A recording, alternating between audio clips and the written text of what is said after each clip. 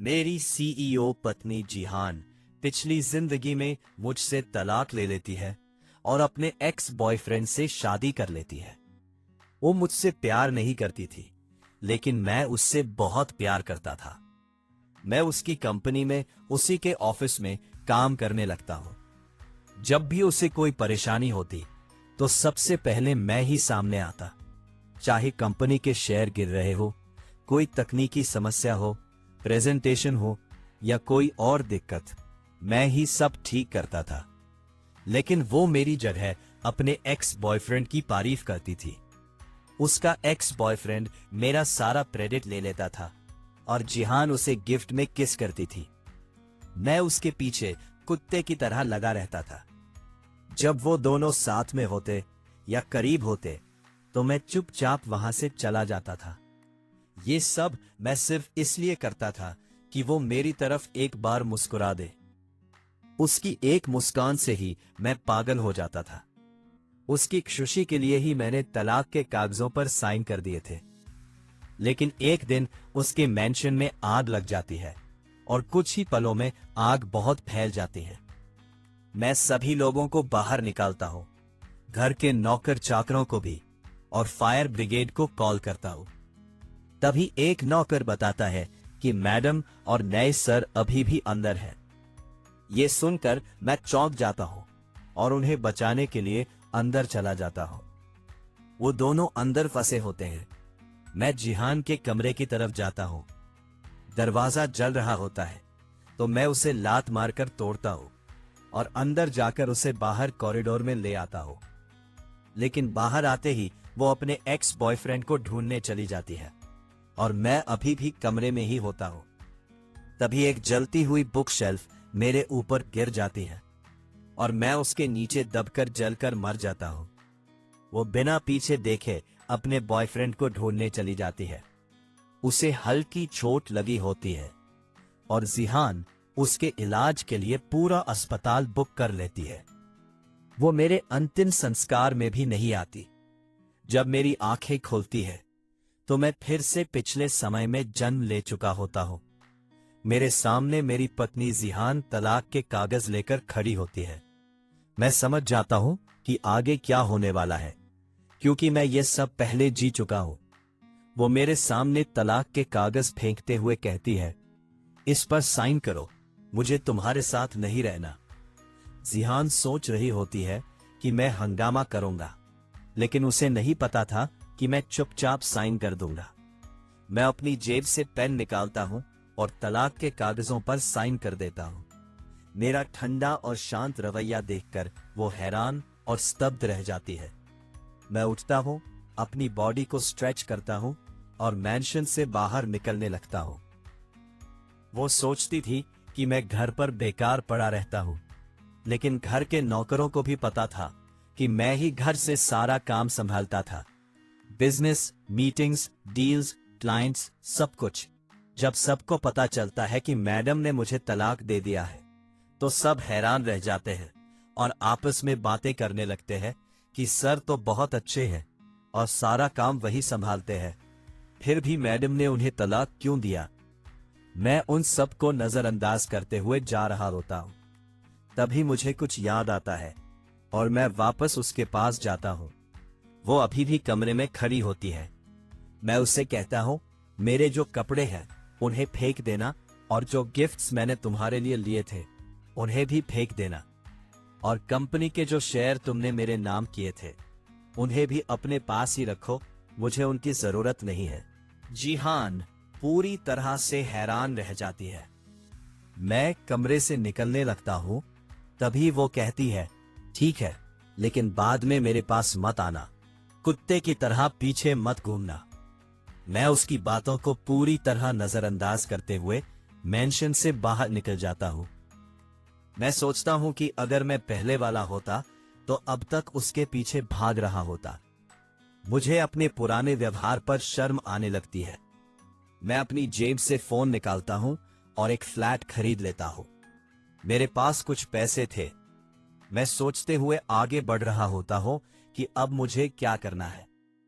ठंड का मौसम होता है और बर्फ गिरने लगती है। मैं तेजी से अपने फ्लैट की ओर बढ़ता हूँ। दौड़ते दौड़ते मेरी नजर एक गली में पड़ती है। वहां सफेद बालों वाली एक युवा महिला और उसकी एक प्यारी सी बेटी गली के कोने में बैठी होती है। उसकी माँ अपनी बेटी को अपनी गोद में अपने आंचल में लेकर ठंड से बचा रही होती है, लेकिन उसने खुद ठीक से कपड़े नहीं पहने होते। उसके कपड़े फटे हुए होते हैं और उसकी बॉडी पर मारपीट के निशान होते हैं। ये सब देखकर ऐसा लगता है जैसे मेरे शरीर से आत्मा ही निकल गई हो, मानो किसी ने उसमें 20-30 तलवारें घोंप दी हो। मैं सोचता हूं, कोई इतना बेरहम और घटिया इंसान कैसे हो सकता है जो इतनी प्यारी बेटी और इतनी अच्छी पत्नी को इस तरह मार सके। मेरी आंखों से आंसू निकल आते हैं।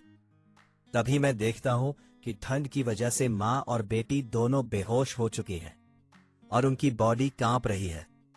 मेरा शरीर अपने आप हरकत करने लगता है। मैं दोनों को अपनी गोद में उठाता हूं। जैसे ही मैं उन्हें पकड़ता हूं, मेरे शरीर की गर्मी से उनका कांपना थोड़ा कम हो जाता है। मैं उन्हें अपने फ्लैट में ले आता हूं। मैं इस फ्लैट में पहली बार आया होता हूं, बस इसकी तस्वीरें ही देखी थी। जैसे ही अंदर आता हूं, फ्लैट तस्वीरों से भी ज्यादा अच्छा लगता है। मैं जल्दी से उन्हें बेडरूम में ले जाकर बिस्तर पर लिटा देता हूं, हीटर चला देता हूं और उनके ऊपर कंबल उड़ा देता हूं।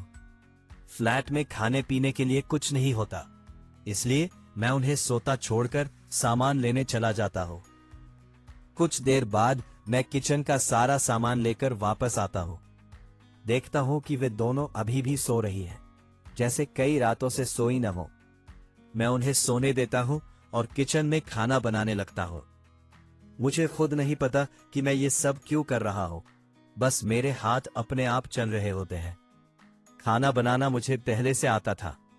मैं ही रोज सुबह जिहान के लिए नाश्ता बनाता था। मेरा खाना बनकर तैयार हो जाता है। तभी खाने की आवाज से माँ और बेटी दोनों उठ जाती हैं। वे इधर उधर देखती है। हम कहाँ आ गए? मम्मा, ये जगह कितनी अच्छी है, ये बेड कितना सॉफ्ट है और ये कमरा कितना गर्म है। उन्हें बाहर से कुछ आवाजें सुनाई देती है। माँ अपनी बेटी को पीछे करती है और दरवाजा खोलती है।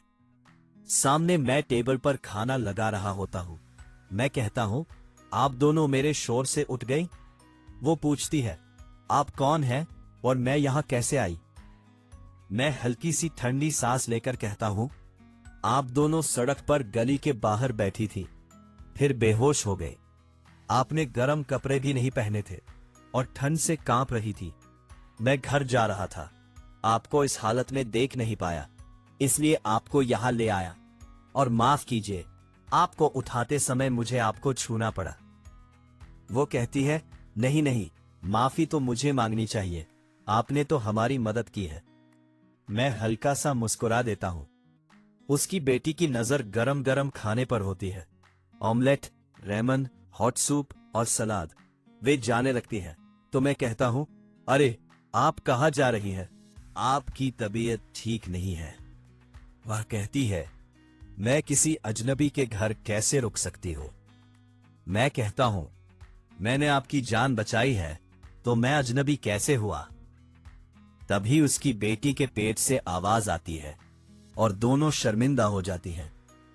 मैं मुस्कुराकर कहता हूं, अच्छा, मैंने आपकी मदद की है तो बदले में आप दोनों मेरे साथ डिनर तो कर ही सकती हैं। असल में उनके पास ना रहने की जगह होती है, ना खाने के पैसे। मैं कहता हूं, आपको मेरा एहसान चुकाने के लिए डिनर करके ही जाना होगा। यह सुनकर छोटी बच्ची के चेहरे पर चमक आ जाती है। मैं ये सब नोटिस कर लेता हूं। उन्होंने 3 दिनों से कुछ नहीं खाया था। वह कहती है, ठीक है, आपका शुक्रिया। मैं उन्हें डाइनिंग टेबल पर ले जाता हूं, बच्ची को उठाकर कुर्सी पर बैठाता हूं और खुद भी बैठ जाता हूं। जैसे ही वे रेमन खाती है, उनके चेहरों पर रौनक आ जाती है।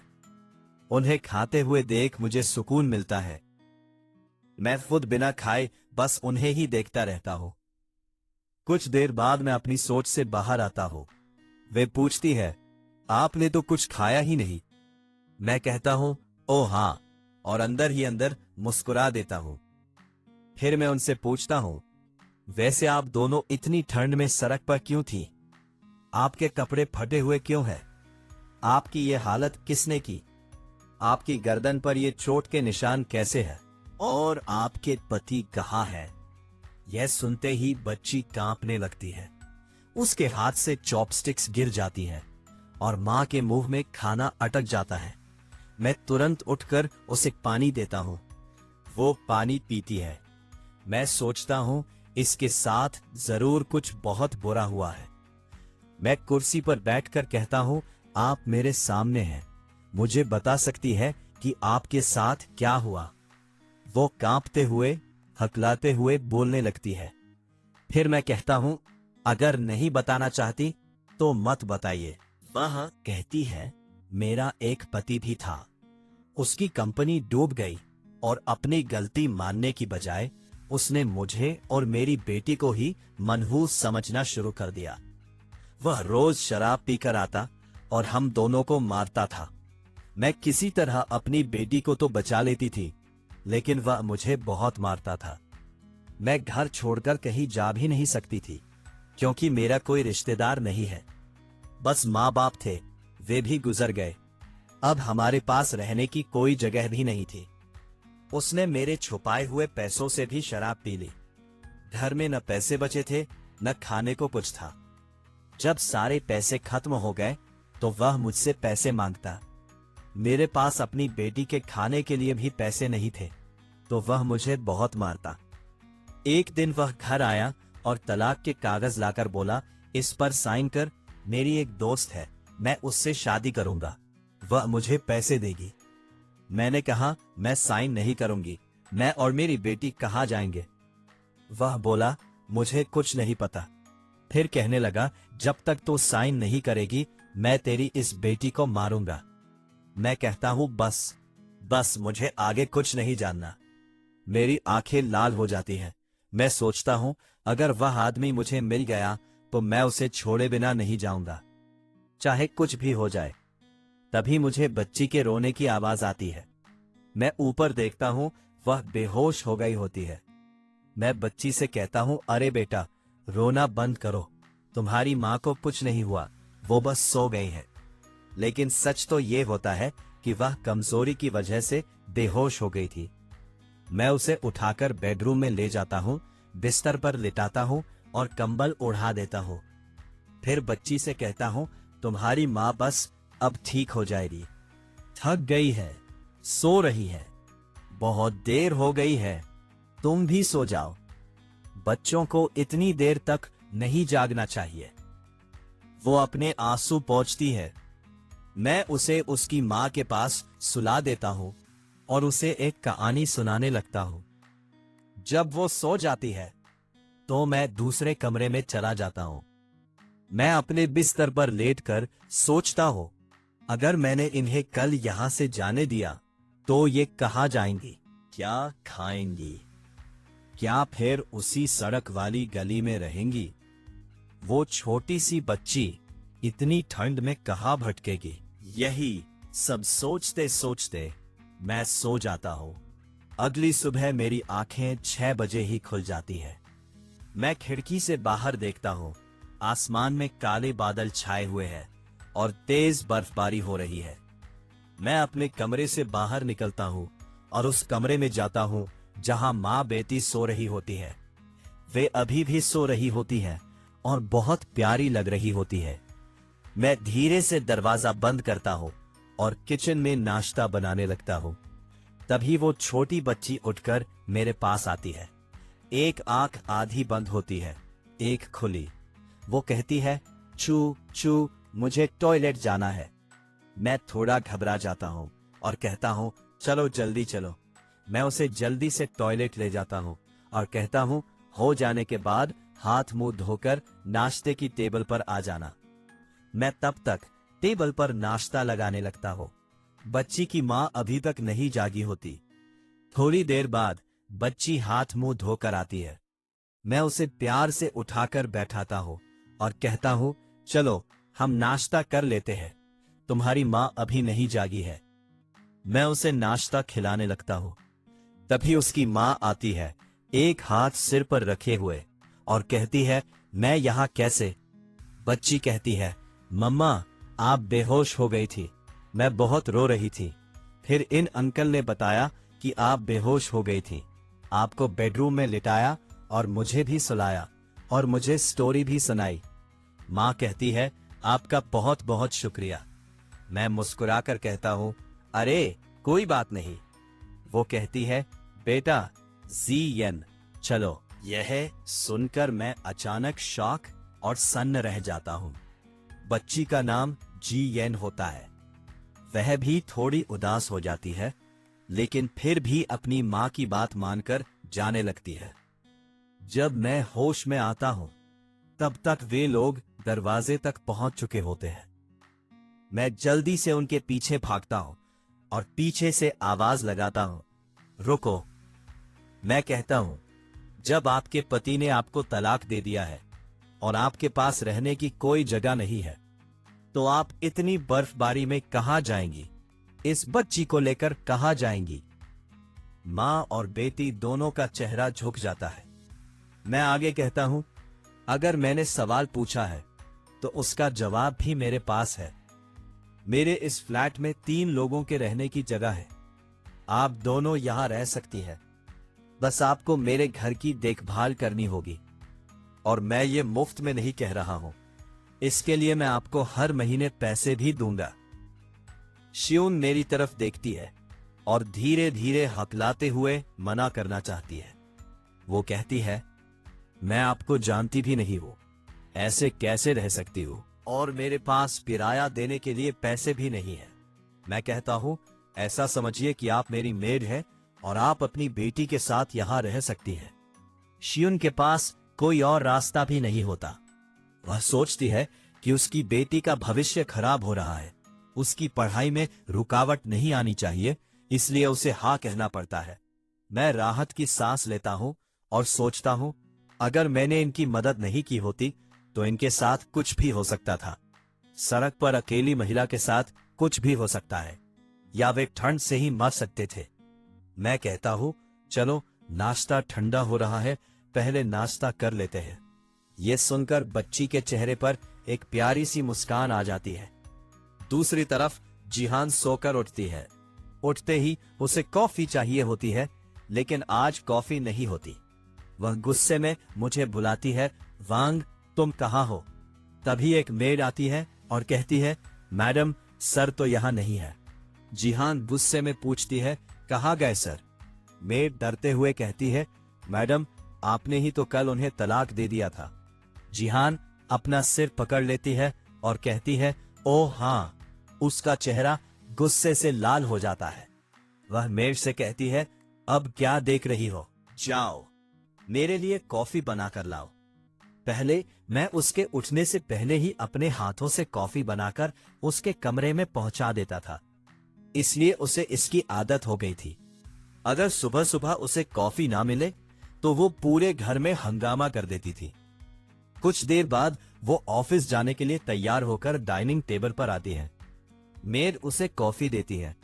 वो पहला घूंट लेते ही उसे थूक देती है और गुस्से में कहती है, ये कैसी कॉफी है? तुम इसे कॉफी कहती हो? पहले कॉफी इतनी अच्छी कैसे बनती थी? मेड कहती है, मैडम वो सर अपने गार्डन में खुद कॉफी उगाते थे, ताजी और शुद्ध। ये सुनकर जिहान चुप हो जाती है। उसका दिल तेज धड़कने लगता है। वो हकलाते हुए कहती है, तो तुम भी उसी बीन से कॉफी बना लो। मेड जवाब देती है, मैडम सर के जाने के बाद वो पौधे सूखकर मुरझा गए। जिहान कहती है, मेरे पास पैसों की कमी है क्या? वैसे ही और पौधे मंगवा लो। तभी माली आता है और कहता है, मैडम ये पौधा इतनी आसानी से नहीं मिलता। घने जंगलों और पहाड़ों को पार करने के बाद भी सिर्फ 2-3% चांस होता है कि ये मिले, और इसकी देखभाल करना भी आसान नहीं है। जिहान चुप हो जाती है। वह सोचती है, वो कामचोर ऐसा कर ही नहीं सकता था, या फिर क्या वो सच में मुझसे इतना प्यार करता था? लेकिन वह अपने दिल को समझाने की कोशिश करती है कि यह सब उसने अपने फायदे के लिए किया होगा। असल में उसका दिल बहुत तेज धड़क रहा होता है। फिर वो जल्दी से ऑफिस चली जाती है। दूसरी तरफ हम सब नाश्ता कर चुके होते हैं। मैं सारे प्लेट्स, चॉपस्टिक्स और कप उठाकर धोने जाता हूं। तभी मिस शियून मेरी मदद करने आती है, लेकिन मैं उन्हें मना कर देता हूं। मैं कहता हूं, इतनी ठंड में आपके हाथ गीले होंगे तो आपकी तबीयत खराब हो जाएगी। वह मुझे हैरानी से देखती है। मैं उन्हें सोफे पर बैठने के लिए कहता हूं। तभी उनकी बेटी जी यूए टीवी ऑन कर देती है। शियून उसे डांटते हुए कहती है, किसी की चीज बिना पूछे नहीं छूते। जी यूए का चेहरा उतर जाता है और वह टीवी बंद कर देती है। मैं ये सुन लेता हूं और कहता हूं, अरे कोई बात नहीं, बच्ची ही तो है। जी यूए के चेहरे पर फिर से मुस्कान आ जाती है और वह टीवी फिर से ऑन कर देती है। दोनों माँ बेटी टीवी देखने लगती हैं। उन्हें हंसते हुए देखकर ऐसा लगता है जैसे वे कई सालों से हंसी ही नहीं थी। उनके चेहरे पर मुस्कान देखकर मुझे बहुत अच्छा लगता है। कुछ देर बाद मैं जी यूए के लिए हॉट चॉकलेट और शियून के लिए ब्लैक कॉफी लेकर आता हूं। शियून कहती है, इसकी कोई जरूरत नहीं थी। मैं उसे हल्की सख्त नजर से देखकर कहता हूं, आप अभी मेरे घर में रह रही है, इसलिए चुपचाप पी लीजिए। फिर मैं तुरंत मुस्कुराकर कहता हूं, ओह सॉरी, मैं तो मजाक कर रहा था। वैसे भी मैंने ये आप दोनों के लिए ही बनाया है। अगर आप नहीं पिएंगी तो ये बेकार हो जाएगा और मुझे फेंकना पड़ेगा। ये सुनकर वे दोनों अपनी अपनी ड्रिंक एंजॉय करने लगती है और उनके चेहरे की मुस्कान देखकर मेरे चेहरे पर भी अपने आप मुस्कान आ जाती है। तभी मैं कुछ नोटिस करता हूं। उन दोनों के कपड़े छोटे और फटे हुए थे और किसी के पास भी गर्म कपड़े नहीं थे। मैं बाहर देखता हूं, बर्फबारी रुक चुकी होती है और हर तरफ सिर्फ बर्फ ही बर्फ होती है। तभी मुझे याद आता है कि मेरे घर के पास एक मॉल है। मैं माँ बेटी दोनों को मॉल ले जाता हूं। मॉल अंदर से गर्म होता है क्योंकि वहां हीटर चल रहा होता है। तभी बच्ची पूछती है, आप हमें यहां क्यों लाए हो? मैं कहता हूं, मैं आप दोनों को कपड़े दिलाने के लिए लाया हूं। तभी शियून कुछ बोलने वाली होती है, लेकिन मैं उसे रोक देता हूं। मैं कहता हूं, अभी आप यही बोलेंगी कि इसकी क्या जरूरत है? आपने अपने कपड़े देखे हैं और मुझे पता है आप सोच रही हैं कि आप मुझे परेशान कर रही हैं और मेरे पैसे खर्च हो रहे हैं। चलो ऐसा करते हैं, ये पैसे मैं आपकी सैलरी से काट लूंगा, लेकिन जी यूए के कपड़ों के पैसे मैं खुद दूंगा, ठीक है? शियून कुछ बोल नहीं पाती, फिर धीरे से कहती है, ठीक है। मैं मन ही मन सोचता हूं, चलो मान गई। वैसे भी मैं ये पैसे उसकी सैलरी से नहीं काटने वाला। मैं कहता हूं, चलो चलते हैं। बच्ची खुशी से कहती है, यस। हम लोग कपड़ों वाले सेक्शन में पहुंच जाते हैं। शियून और जी यूए अपने कपड़े लेकर ट्रायल रूम में चली जाती है। मैं बाहर इंतजार करता हूं और सोचता हूं, मेरे पास भी तो कपड़े नहीं हैं। सारे कपड़े मैं मेंशन में ही छोड़ आया था, मुझे भी कुछ कपड़े ले लेने चाहिए। तभी जी यूए दौड़कर मेरे पास आती है और कहती है, बताइए मैं कैसी लग रही हूं? वो बहुत प्यारी लग रही होती है। मैं सोचता हूं, कोई इंसान इतनी प्यारी बच्ची को कैसे मार सकता है? मैं कहता हूं, तुम बहुत ही प्यारी लग रही हो। और उसकी मुस्कान तो उससे भी ज्यादा प्यारी लग रही थी। तभी उसके पीछे से शियून आती है। उसे देखकर मैं कुछ पल के लिए हैरान रह जाता हूं। उसने साधारण कपड़े पहने होते हैं, लेकिन उनमें भी वो बहुत खूबसूरत लग रही होती है। मैं अपनी नजर हटा ही नहीं पाता। तभी वो मुझे अपनी तरफ देखते हुए पकड़ लेती है और मैं जल्दी से नजर हटा लेता हूं। शियून कहती है, चले, शाम हो चुकी होती है और ठंड भी बढ़ गई होती है। हम सब वापस घर आ जाते हैं। हम सारा सामान टेबल पर रख देते हैं। मैं आते ही किचन मैं जाकर सबके लिए हॉट चॉकलेट बनाने लगता हूँ। तभी शियून मेरी मदद करने आ जाती है। हम दोनों मिलकर हॉट चॉकलेट बनाते हैं और जी यूए मजे से टीवी देख रही होती है। हॉट चॉकलेट बन जाने के बाद हम सब टीवी देखते हुए गरम गरम हॉट चॉकलेट का आनंद लेते हैं। दूसरी तरफ जिहान और उसका बॉयफ्रेंड क्लाइंट्स को संभाल नहीं पा रहे होते। सारे क्लाइंट्स कंपनी से अपने कॉन्ट्रैक्ट तोड़ रहे होते हैं। जिहान अपने बॉयफ्रेंड से कहती है, अरे तुम इन्हें संभालो, तुम पहले इन्हें कैसे मैनेज करते थे। तभी एक क्लाइंट कहता है, मिस जिहान, हमें वांग चाहिए। हमने वांग की वजह से ही इस कंपनी के साथ कॉन्ट्रैक्ट किया था और हम उसी के साथ काम करना चाहेंगे, आपके साथ नहीं। ये सुनकर जिहान पूरी तरह शॉक हो जाती है। उसे समझ आता है कि सारे क्लाइंट्स को वांग ही संभालता था। उसे ऐसा लगता है जैसे किसी ने उसके दिल पर छुरा मार दिया हो। वो कहती है, लेकिन वो तो ऑफिस भी नहीं आता था। तभी उसकी असिस्टेंट कहती है, मैम, सर घर से ही सारे क्लाइंट्स को संभालते थे। उन्हीं की वजह से सारे क्लाइंट्स हमसे जुड़े थे, लेकिन आपने तो उन्हें तलाक दे दिया। ये सुनकर जिहान गुस्से में उसे बाहर निकाल देती है। उसका बॉयफ्रेंड उसे शांत करने की कोशिश करता है। पहली बार उसे मेरी अहमियत समझ में आने लगती है, लेकिन फिर भी वो सारा दोष मुझ पर ही डालती है। ये सब उसी ने किया होगा। मैंने उसे तलाक दिया, इसलिए वो ऐसा कर रहा है। उसकी सोच अब भी नहीं बदली होती। दूसरी तरफ मैं अपनी खुद की कंपनी शुरू करने के बारे में सोचता हूं, क्योंकि मुझे पता था कि आने वाले समय में किस चीज की ज्यादा डिमांड होगी, कौन सी चीजें ज्यादा इस्तेमाल होंगी और किन कंपनियों के शेयर बढ़ेंगे, क्योंकि मैं भविष्य देख चुका था। शियून और जी युआ दूसरे कमरे में सो रहे होते हैं। मैं अपना लैपटॉप निकालता हूं और अपने प्रोजेक्ट की सारी फाइलें, डॉक्यूमेंट्स और प्लान्स बनाने लगता हूं।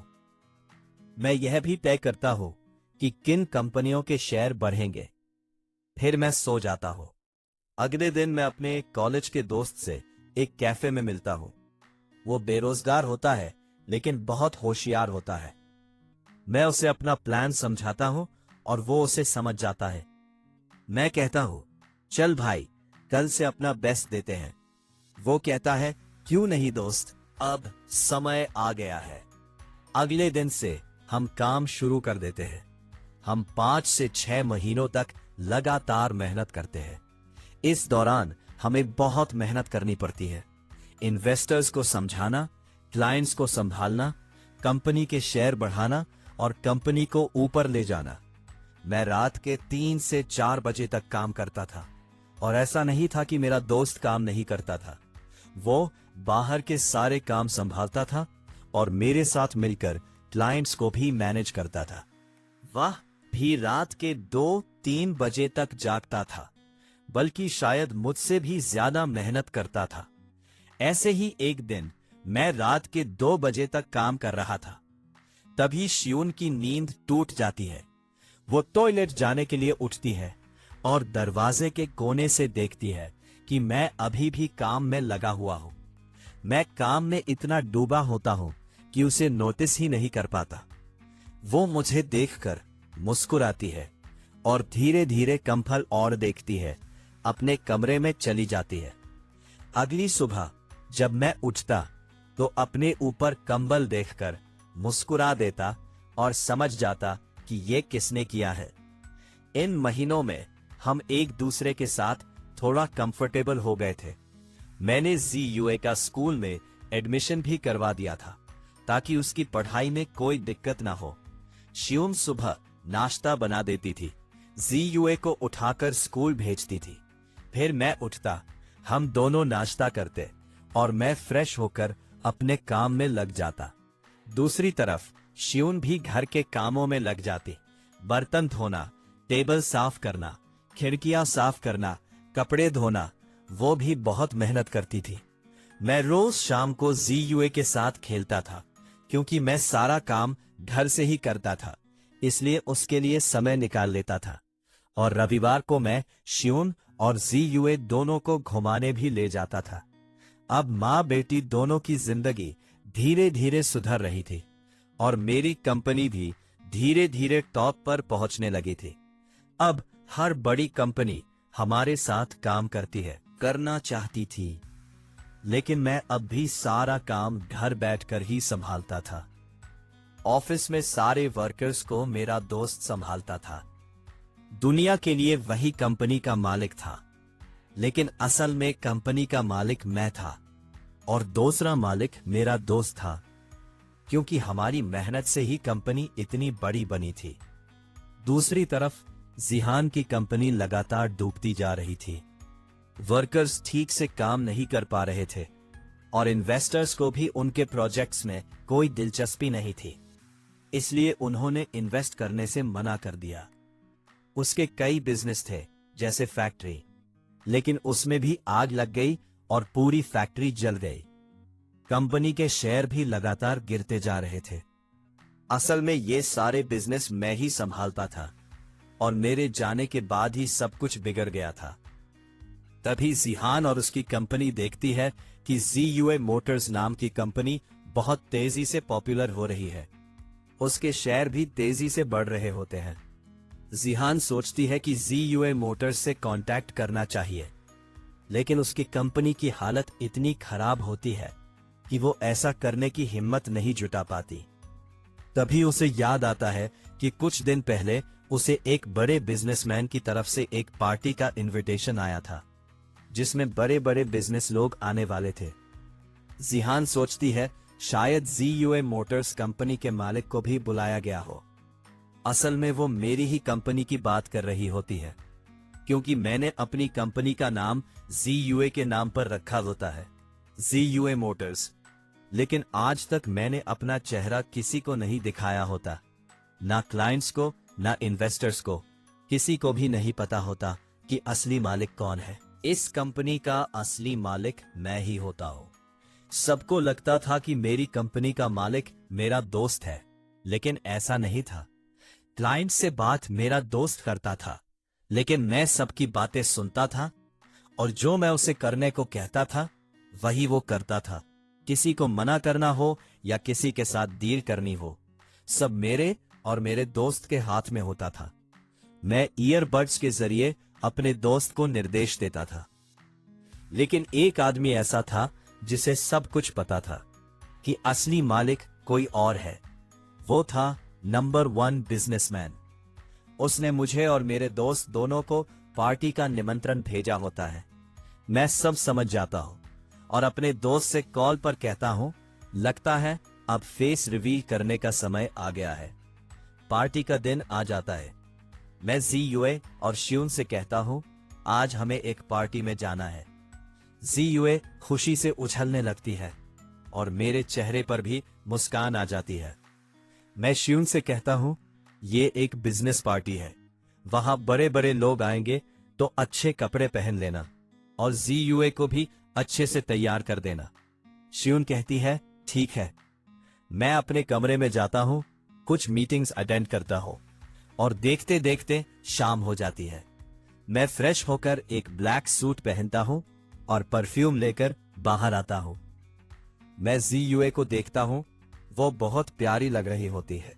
उसकी मुस्कान इतनी सुंदर होती है कि जैसे मैं स्वर्ग में आ गया हूं। तभी वो पूछती है, आपके हाथ में क्या है? मैं कहता हूं, ये परफ्यूम है। वो उत्साह से कहती है, मुझे भी लगाना है। मैं हंसकर कहता हूं, ठीक है, और उसके कपड़े पर भी थोड़ा परफ्यूम लगा देता हूं। वह बहुत खुश हो जाती है। तभी मेरी नजर श्यून पर जाती है। वह भी बहुत सुंदर लग रही होती है। उसे देखकर मैं थोड़ा शर्मा जाता हूं और कहता हूं, अरे तुमने तो कुछ नहीं लगाया। मैं उसके पास जाता हूं परफ्यूम लगाने के लिए। जैसे ही मैं उसके करीब जाता हूं, उसका चेहरा लाल हो जाता है। असल में मैं इतना बड़ा बिजनेसमैन होते हुए भी अपनी जिंदगी साधारण तरीके से जीना चाहता था। श्यून ने कभी कॉस्मेटिक्स पर पैसे खर्च नहीं किए थे, लेकिन वह बिना किसी मेकअप के भी बेहद खूबसूरत लग रही थी। मैं उसे भी परफ्यूम लगा देता हूं। जब तक मैं उसे परफ्यूम लगा रहा होता हूं, उसका चेहरा लाल ही रहता है। तभी मेरा दोस्त आ जाता है और डोरबेल बार बार बजाने लगता है। मैं कहता हूं, रुक जा भाई, आ रहा हूं। मैं दरवाजा खोलता हूं। मेरा दोस्त कहता है, अरे वाह, आज तो सर बहुत हैंडसम लग रहे हैं। लगता है आज 2-3 बिजनेस वुमेन आप पर फिदा हो जाएंगी। मेरे पीछे ज़ीयूए और श्यून खड़ी होती हैं। मैं कहता हूं, अब कुछ भी मत बोल। वो तुरंत कहता है, ओह सॉरी, मैं तो मजाक कर रहा था। मेरा दोस्त खुश मिजाज था, लेकिन काम के मामले में बहुत सख्त था। उसके पास भी कोई नहीं था, बस उसकी मां थी। वो ज़ीयूए और श्यून को देखता है और उन्हें ग्रीट करता है। उसे इनके बारे में सब पता होता है। ज़ीयूए और मेरे दोस्त की बहुत अच्छी बनती थी। जब वे दोनों साथ होते तो सबके चेहरे पर मुस्कान आ जाती थी। हम सब कार के पास आते हैं। मैं देखता हूं कि मेरा दोस्त सबसे महंगी कार